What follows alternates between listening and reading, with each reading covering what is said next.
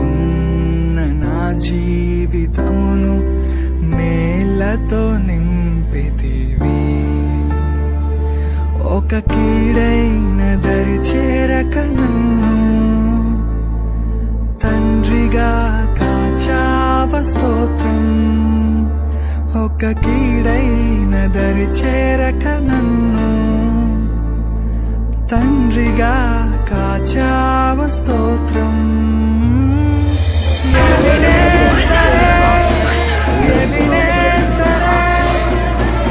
ఇంతకాలం కాచితివే ఎబినేసరే, నా తోడువై నడచితివే. స్తోత్రం స్తోత్రం స్తోత్రం, కృపగా కాచితివి. స్తోత్రం స్తోత్రం స్తోత్రం స్తోత్రం, కౌగిలిలో దాచితివి. స్తోత్రం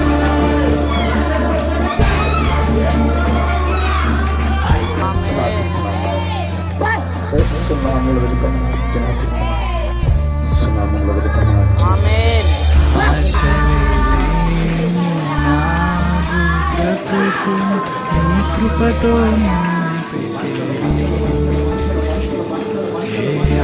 ఆశలేని నాదు బ్రతుకు నీ కృపతో నింపితివి.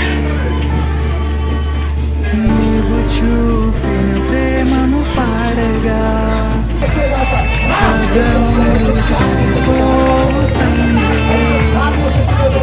నీవు చూపిన ప్రేమను పాడగా పదములు సరిపోవు తండ్రి.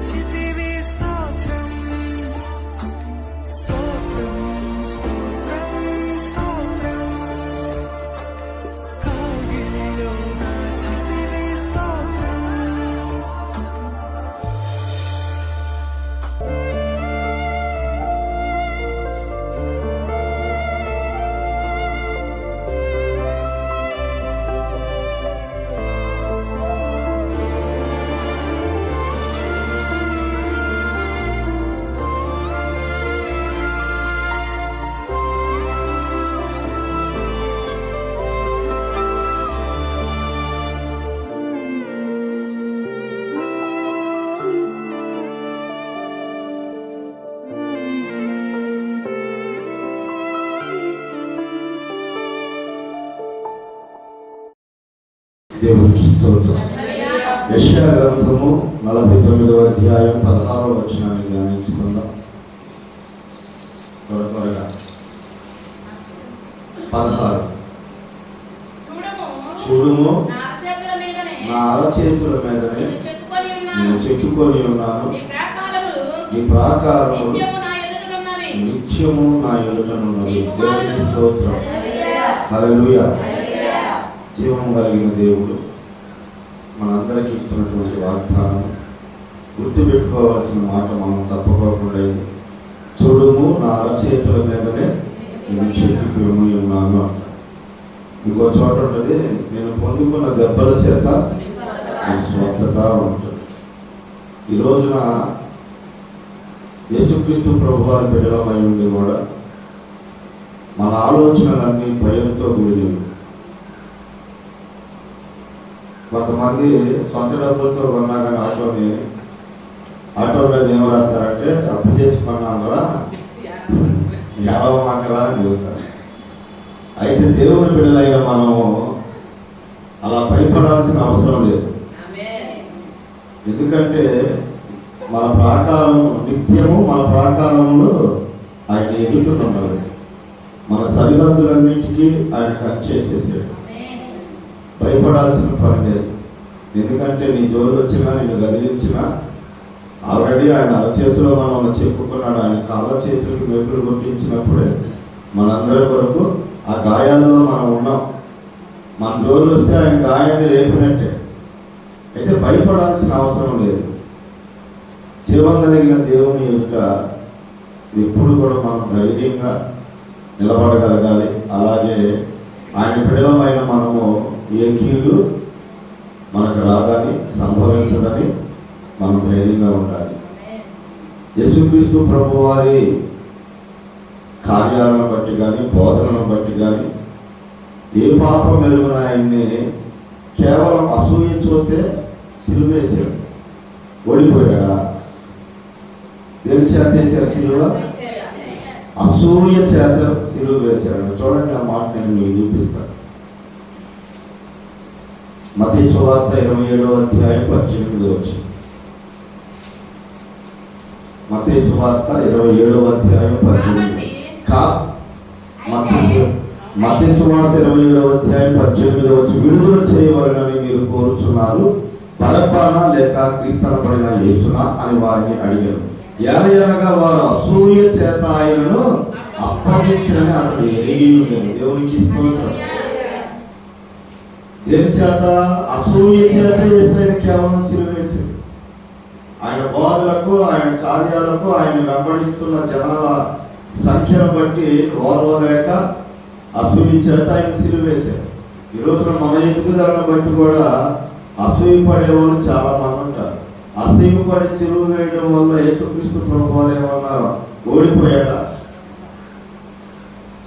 సిలువ శ్రమన్నిటిని అనుభవించి మృత్యుంజయుడై లేచాడు. దేవునికి స్తోత్రం. అయితే ఇంకో మాట మీకు నేను గుర్తు చేస్తాను. అసూయ పడేవాడు నాశనం అయిపోతాడు.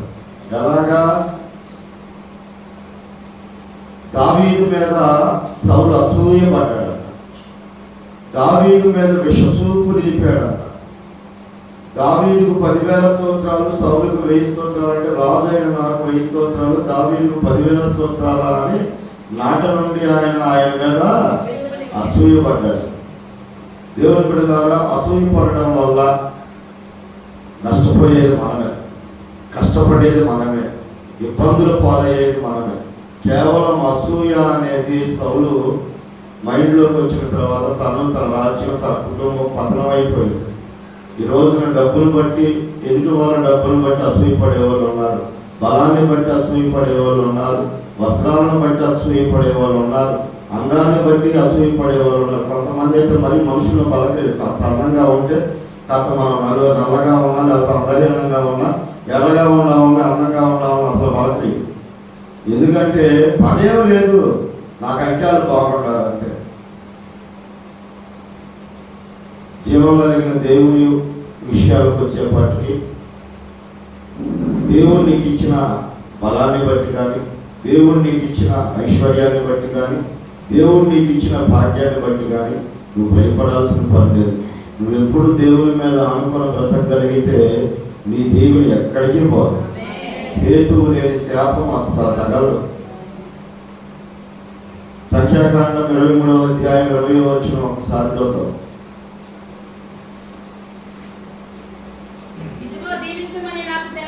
ఇదిగో దీవించమని నాకు సెలవాయను, ఆయన దీవించను, నేను దానిని మార్చలేను. దేవునికి స్తోత్రం. ఇశ్రాయేలీయ ప్రజలను శపించమని బాలాక్ అనే రాజు బిలాము అనే ప్రవక్తను అడిగినప్పుడు, బిలాము ప్రవక్త బంగారానికి, ధనానికి ఆశపడి ఇశ్రాయేలీయులను శపించడానికి నోరు తెరవాలని నోరు తెరవబోయాడు. వెంటనే దేవుడు ఏం చేశాడంటే, అబద్ధమాడడానికి మానవుడు కాదు, పశ్చాత్తాపడే నరపుత్రుడు కాదు, చెప్పి చేయకుండా, మాట ఇచ్చి తాపకుండా దీవించమని సెలవాయిను, ఆయన దీవించే విషయాలు దాన్ని నేను మార్చలేనయ్యా అని అదే బిలాము బాలాకు రాజుగా చెప్తున్నాడు. దేవుడు దీవించిన మనల్ని కదిలించడానికి ఎవరి వల్ల కాదు, దేవుడు బిలాలు. కానీ అసూయ అనేది మాత్రం ఖచ్చితంగా మనం ఎదుర్కోవాల్సి వచ్చింది. ఎందుకంటే అసూయ వల్ల మనకి ఏం కాదులే అనుకున్నాం. లేదు దేవుడు పెడతారు. కొన్ని ఇరుకులు ఇబ్బందులు మనం ఎదుర్కోవాల్సి వచ్చింది. కంటికి తగిలే పూలని కనిపెట్టుకొని తిరగాలి. ఎందుకంటే సమూయేలు ప్రవక్త దావీదును అభిషేకించమని దేవుడు చెబితే బాబు బలేవాళ్ళుగా ఉండవు, రాజు సౌలుకి తెలిసినాక నన్ను చంపేస్తాడంటే బలిస్తానని చెప్పి యెషయా కుమారుని పిలిచి అభిషేకించమన్నాడు. దేవునికి స్తోత్రం. నేను అన్నానుగా పో అన్నాడా? లేదు, జాగ్రత్త. ఇంకో మాట నేను మీకు ఎందుకు గుర్తు చేస్తున్నానంటే, అసూయ సౌలు పడ్డాడు. సౌలు కుటుంబం నాశనం అయింది. కానీ దానివల్ల సౌలుకి అసూయ రావడం వల్ల దావీదు ఇబ్బందుల పాలయ్యాడా లేదా? ఊరు వాడ ఇల్లు వాకిలు వదిలిపెట్టుకొని పారిపోవాల్సి వచ్చిందా లేదా? అందుకని జాగ్రత్తగా ఉండాలమ్మా, మూర్ఖంగా ఉండకూడదు. భక్తిలో మూర్ఖత ఉందనుకో మనం ఇబ్బంది పడతాం. ఎందుకంటే సొంత వాళ్ళే అసూయపడేటువంటి పరిస్థితులు ఇప్పుడు. లేయం ఎవరు? రాహేలుకి లేయం ఏమైంది? అక్కాచెల్లి లేక, ఒక తల్లి బిడ్డలేక లేయమ్మ మీద రాహేలు అసూయపడిందంట, సొంత అక్క మీద. ఎందుకు? ఆమె బిడ్డలు ఉన్నారు, నాకు బిడ్డలు లేరని అసూయపడిందంట. యోసేపు మీద అసూయపడింది ఎవరు? సొంత అన్నలే అసూయపడ్డారు, బయట ఎవరు కాదు. యాకోబు మీద అసూయపడి యాకోబును తరుముకుంటూ వచ్చింది ఎవరు? లాబానే. లాబాను నా దగ్గర పని చేసేవాడికి నాకంటే ఎక్కువ ఆస్తి, అవన్నీ తీసుకున్నాడు, వెళ్ళిపోతున్నాడు అని లాబాను వెంటపడ్డాడు. నమ్మరా మాట? చూడండి సరే. అలాగే మీకు ఇప్పుడు వాక్యాలు చూపించుకుంటూ పోతే 25 నిమిషాలు దాకా అయిపోతాయి. దేవునికి స్తోత్రం. హల్లెలూయా. లాబాను యాకోబును తరిమాడు. అలాగే ఇస్సాకు ఫిలిస్తీన్ దేశంలో విస్తరించి ఆశీర్వదించబడ్డందుకు ఫిలిస్తీన్ ఆయన మీద అసూయపడ్డారంట. దేవునికి స్తోత్రం. హల్లెలూయా. జాగ్రత్త, దేవుడు మనకి ఇచ్చిన ఆశీర్వాదాన్ని ఎవరు తీసేయాలి. అలా అని మనం అశ్రద్ధగాను కావాలని ఏది చేయకూడదు. దేవుడు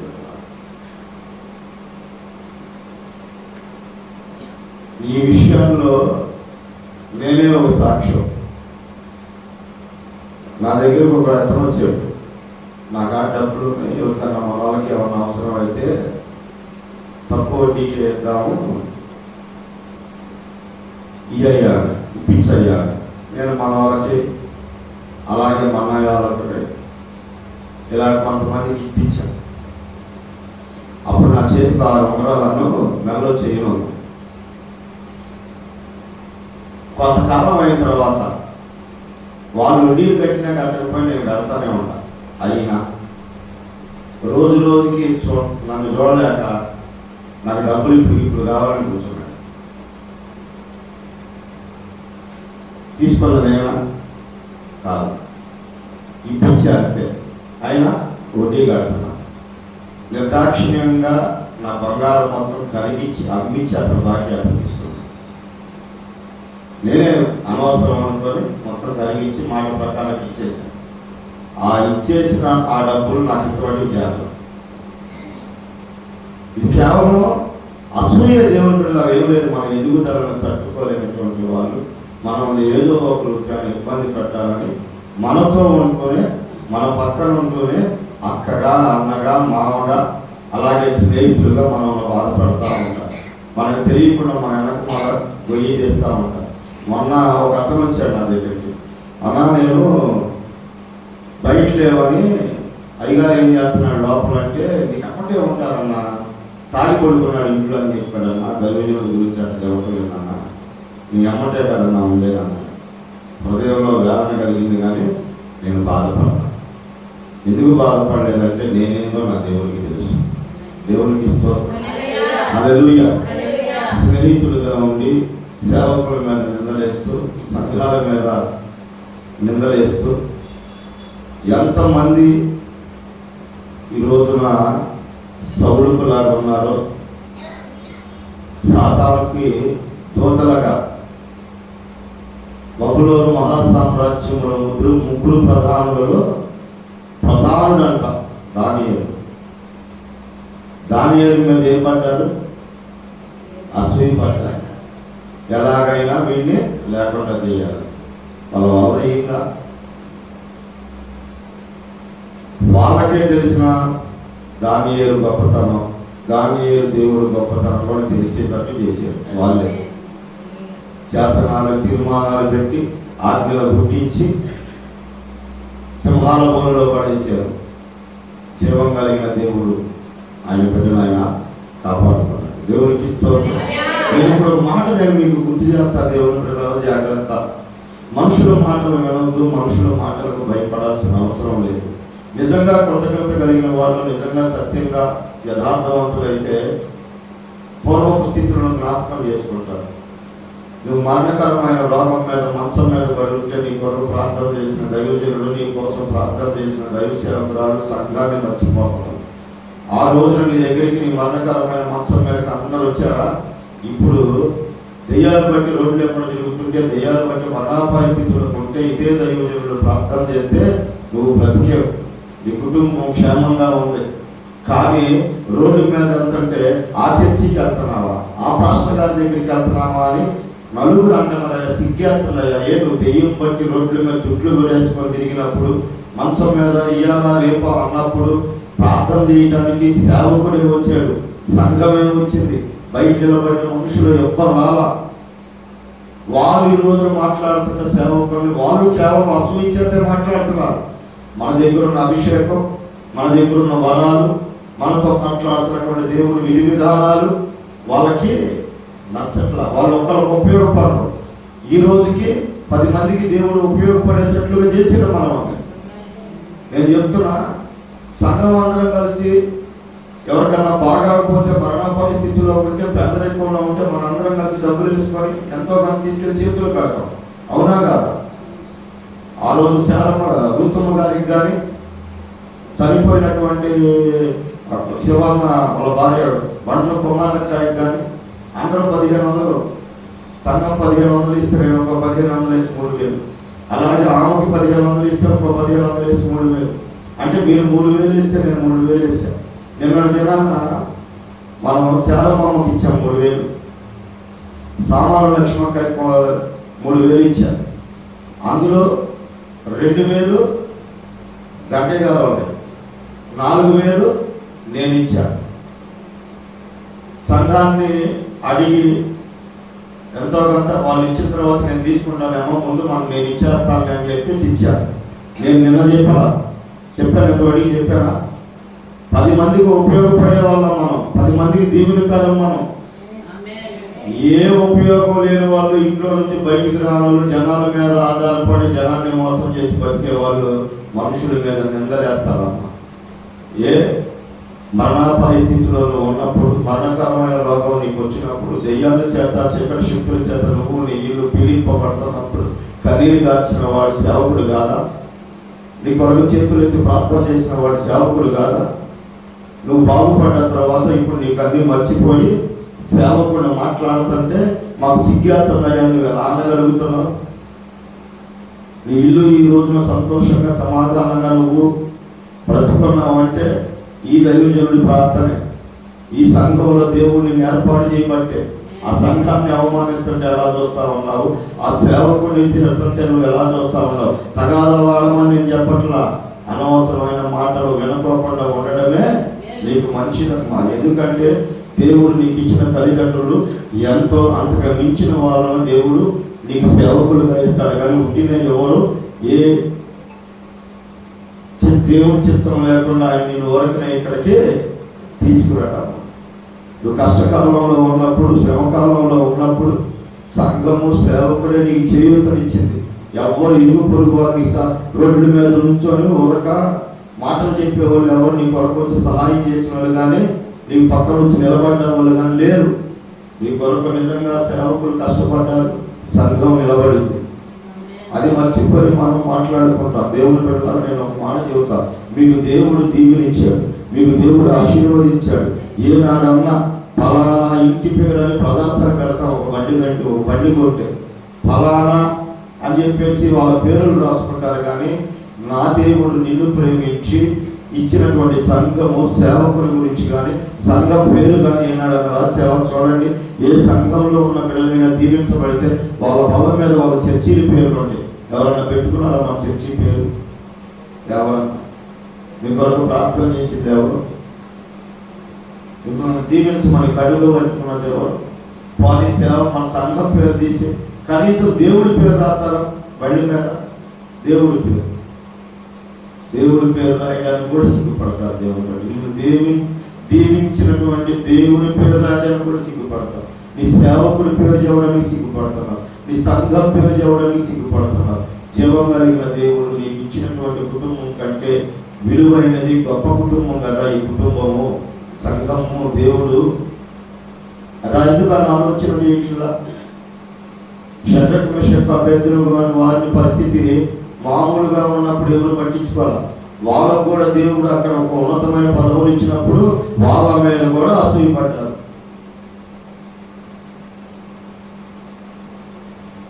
అలాగే నడిపించే నాయకుడు యాజకుడైనటువంటి మోషే అహరోనుల మీద కూడా అసూయపడ్డారు. అసూయ ప్రపంచం అంతా ఉంది. ఆ అసూయ పోవాలి అంటే నీలో దేవుని ప్రేమ పుట్టాలమ్మా. మనలో ఒకవేళ అసూయ కోరం ఉంటే మనలో దేవుని ప్రేమ పుట్టాలి.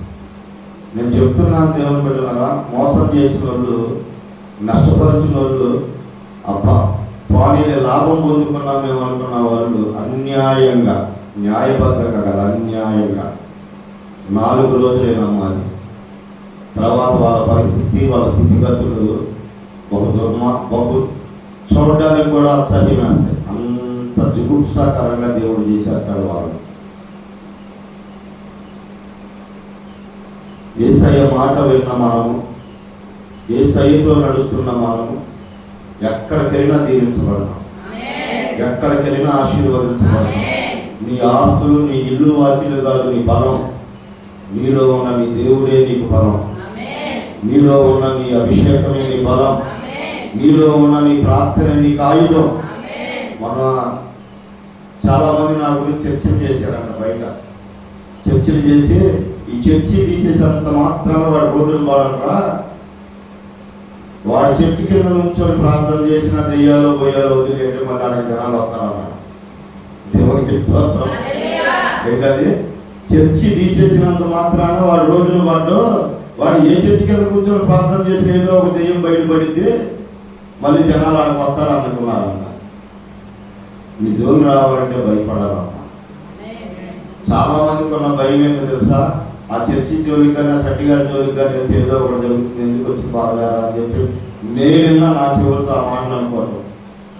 నేను ఎప్పుడైనా మాట్లాడినప్పుడు బాబు నీ జోలి ఎవరు రాడు నాయన, నీ జోలి ఏదో ఒకటి జరుగుతుందా కానీ అందరికీ తెలిసిపోయినా. నువ్వు యేసు బిడ్డమని అందరికీ తెలియాలమ్మా. నువ్వు దేవుని బిడ్డమని అందరికీ తెలియాలి. అరే జీవం కలిగిన దేవుడు నీ కంచె వేయమని, ఆయన దూతగా కావాలి ఉంచమని, నువ్వు నిండాలుగా దీవించబడాలని సేవకుడు ప్రతినిత్యం ప్రార్థన చేస్తుంటే సేవకుడు పేరు చేయడానికి మనకు సిగ్గు, మన సంఘం పేరు చేయడానికి మనకు సిగ్గు. ఎవరైనా నేను ఒక మాట అడుగుతా. ఇప్పుడు దయాకాయలు తీసుకున్నాం. దయాక తోటి ఉద్యోగులు కావాలని మనల్ని మన సంఘాన్ని మాట్లాడుతున్నారు. అదే దయాకు ఉద్యోగం లేక ఏడుస్తుంటే పట్టిన అన్నం వ్యక్తులు ఉన్నారా? ఇదే దైవజనుడు కడుపు పెట్టుకున్నారు. ఇదే సంఘం ఏడ్చింది నా బిడ్డ కోసం. 40 రోజుల ఉపవాస వ్రత ప్రతిష్ఠిత దినాలలో దేవుడు ఆమెను ప్రేమించి ఉద్యోగించాడు. ఈరోజు నాలో మాట్లాడుతుంటే ఆ మాటల్లో ఆమె పడవచ్చా? పడల. ఆ తల్లి నిజంగా మా సేవకుని అంటే ఊరుకొని, మా సంఘాన్ని అంటే ఊరుకొని, మీరు వచ్చారండి పోతే పోండి అని చెప్పేసి మానకు వెంబడిస్తున్న సంఘాన్ని దేవునికి స్తోత్రం. హల్లెలూయా. ఆ నీతి మనకేమైంది? దేవుని బిడ్డలారా మనకేమైంది?